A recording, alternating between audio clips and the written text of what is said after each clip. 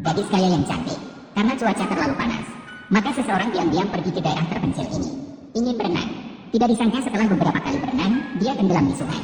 Untungnya, dia diselamatkan oleh seorang pemuda dari seberang sungai dengan tongkat pancing. Wow, melihat makhluk raksasa ini. Wow, melihat monster raksasa ini. Pemuda itu juga bingung. Dingin sekali. Raksasa. Makhluk raksasa. Ah. Tidak disangka setelah memukul pemuda itu, si cantik mulai mengangkat roknya.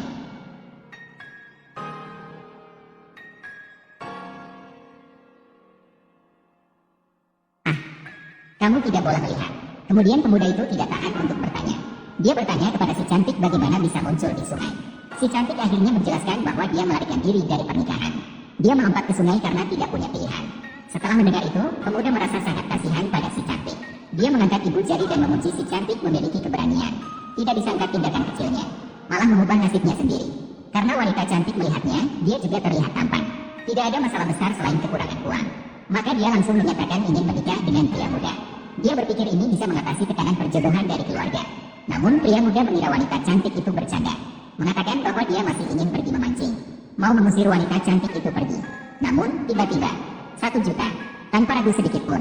Itu adalah sikap tidak menghormati terhadap 1 juta ini. Maka keduanya pun menikah seperti itu. Tidak disangka, keluarga segera menelepon untuk meminta menikah. Wanita cantik dengan tenang mengangkat telepon dari ayahnya. Mengancam bahwa dia sudah menikah secara kilat dengan pria muda. Ketika ayah melihat penampilan miskin pria muda itu, langsung mengira bahwa putrinya menikah dengan pengemis. Pria muda yang berbakat merasa tidak senang setelah mendengarnya. Wanita cantik segera menutup telepon dari ayahnya setelah melihat situasinya. Saat itu, sebuah berita mendadak disiarkan. Baru-baru ini, penguasa Huaguo yang hilang bertahun-tahun, Kaisar Donghua, diduga muncul di Yunzheng, mengejutkan seluruh negara. Ya Tuhan, sungguh ingin bertemu dengan Kaisar Donghua. Konon dia tampan dan berbakat, menakutkan di segala penjuru. Dia adalah pahlawan pelindung negara kita. Ah, jangan berharap lagi. Katanya, Kaisar Donghua tidak suka wanita. Dia suka memancing. Dia memiliki 2 senjata pelindung negara. Salah satunya adalah tongkat pencari naga. Satunya lagi adalah tongkat langit utara. Di atas tongkat langit utara itu, seekor naga emas berwarna-warni berputar. Itu sungguh mengesankan. Sang wanita cantik punya ide. Jika kita mengubah pemuda itu menjadi Kaisar Donghua, apakah itu milik sendiri atau milik keluarga? Baik dari keluarga sendiri maupun calon istri. Tanpa disadari, suaminya yang diambil secara tidak sengaja sebenarnya adalah Kaisar Donghua yang sebenarnya. Sang wanita cantik tanpa pikir panjang langsung bertindak. Dia membawa pemuda itu kembali ke tepi sungai. Dia mengubah pemuda itu menjadi seperti Kaisar Donghua. Sang wanita cantik puas melihat hasil karyanya. Dia memberitahu pemuda bahwa dia sekarang adalah Kaisar Donghua. Pemuda itu mendengar dan mengira identitasnya terbongkar. Saat itu juga, ayah gadis cantik datang dengan seluruh keluarga untuk memaksa pernikahan. Namong Ling, pengemis, berani juga menikahi putri keluarga Namong saya. Tidak tahu diri. Lauden, tahu siapa pria saya? Ah, tidak peduli siapa dia. Ayah Pei Qingguang itu akan segera dipromosikan menjadi jenderal besar di Istana Donghua. Siapa lagi yang punya identitas lebih besar dari dia? Ayah, ibu, jangan memaksa kakak. Tidak masalah. Kita akan melawan keluarga Pei. Apa-apaan? Kau pikir aku ingin menikahkan kakakmu dengan keluarga Pei? Kekuatan keluarga Pei sangat besar. Siapa yang ingin dinikahi Pei Qingguang? Pada dasarnya bukan kita. Bisa menolak. Ya.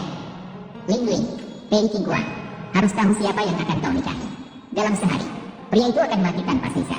Kau tidak boleh menyakiti orang itu. Orang tua.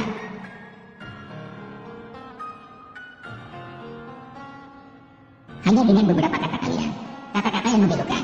Bantuan ini, aku sudah membantu. Dia adalah Ling Tian. Ini adalah ayah dan ibuku. Memanggil seseorang.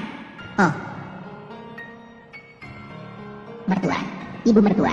Siapa mertua kamu? Ling Ling, kamu lupa tentang San. Aku baru saja mengatakan padamu, jangan sakiti orang. Kakak laki-laki, aku akan memesan tiket untukmu. Pesan tiket pesawat ke luar negeri.